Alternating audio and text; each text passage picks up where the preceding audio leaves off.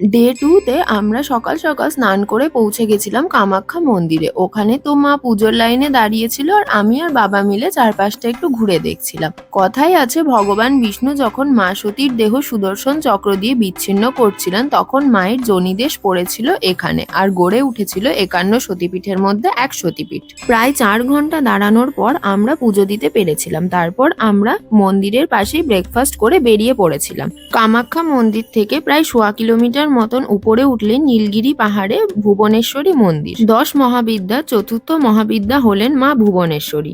জায়গাটা ভীষণ নির্জন আর এখান থেকে ব্রহ্মপুত্র নদের ভিউ ভীষণ সুন্দর।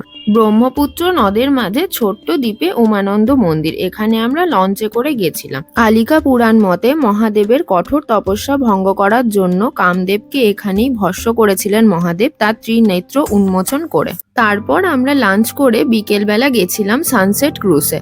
আমার মতে যারা যারা গুয়াহাটি ঘুরতে আসবে তাদের সকলেই একবার এই অ্যালফ্রেস্কো ক্রুজের সানসেট ক্রুজটা ট্রাই করা উচিত। এদের আরো 2টো ক্রুজ থাকলেও আমার সানসেট ক্রুজটাই বেস্ট মনে হয়েছে। ব্রহ্মপুত্র নদের ওপরে 1 ঘন্টা সময় নিয়ে এই ক্রুজে ঘোরানো হয়। এই ক্রুজটা থেকে সানসেটের ভিউ ছিল অসাধারণ, কিন্তু সূর্যি মামা আমাদের সাথে ধোঁকা করে দিয়েছিল। তাও যেইটুকু সময় ছিল সেইটুকু সময়ের দৃশ্যটাও ভীষণ সুন্দর ছিল, ক্যামেরায় হয়তো তার 1%ও ধরা পড়েনি।